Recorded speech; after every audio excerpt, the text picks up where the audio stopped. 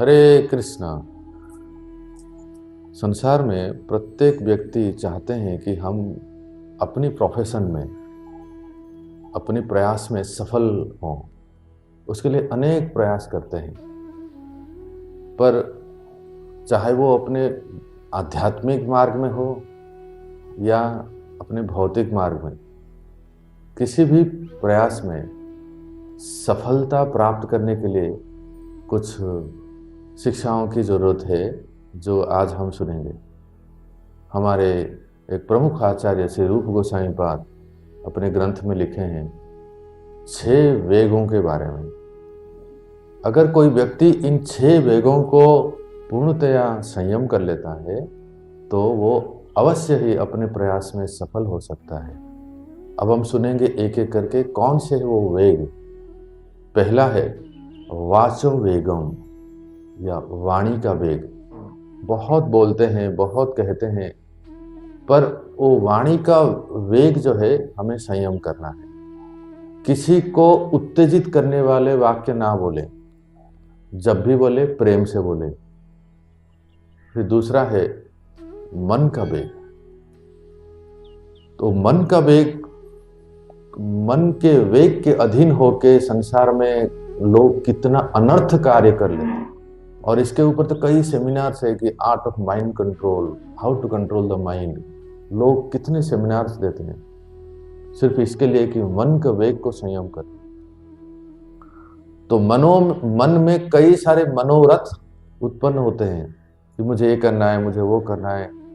कई सारे ऐसे मनोरथ होते हैं। तो मन के वेग को संयम करने के लिए थोड़ा विचार करें, थोड़ा संयम रखें, समय दें कि क्या ये कार्य हमारे लिए अनुकूल है।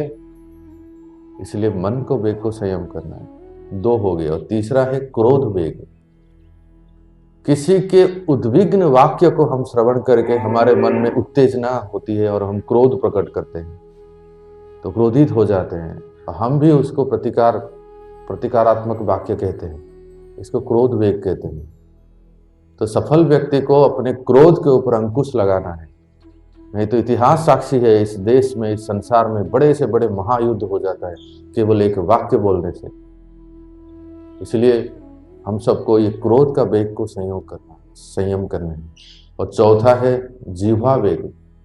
इस संसार में जीवा वेग के चलते इतने सारे होटल्स हैं, रेस्टोरेंट्स हैं, नहीं तो क्यों हो। तो भोजन करना मना नहीं है, पर कौन सा भोजन करें जो हमारे स्वास्थ्य के लिए अनुकूल हो, सात्विक आहार हो, जो हम शरीर और मन को शुद्ध रखे। तो ऐसे भोजन किए, और विशेष करके अगर नैवेद्य समर्पित करके उस प्रसाद को ग्रहण करें तो ये तो बहुत ही अच्छा है। इसको कहते हैं जीवा वेग। और 5वां है उदर वेग। उदर वेग के बारे में कहते हैं कि अत्यधिक भोजन करते हैं। कई बार हम जानते हैं कि ये हमारे लिए अच्छा नहीं है, पर हम उसको अत्यधिक भोजन करते हैं। क्यों? क्योंकि जीवा के लालसा से। पेट मना करता है पर जीवा हाँ कहता है, इसलिए उसके वश में होके हम अत्यधिक भोजन करते हैं। और फिर कई बार तो हॉस्पिटल भी जाना पड़ता है, दवाई लेनी पड़ती है। तो जितना चाहिए उतना ही भोजन ग्रहण करें, ये कहते उदर वेग। और अंत में कहते हैं उपस्थ वेग, जननेंद्रिय का वेग।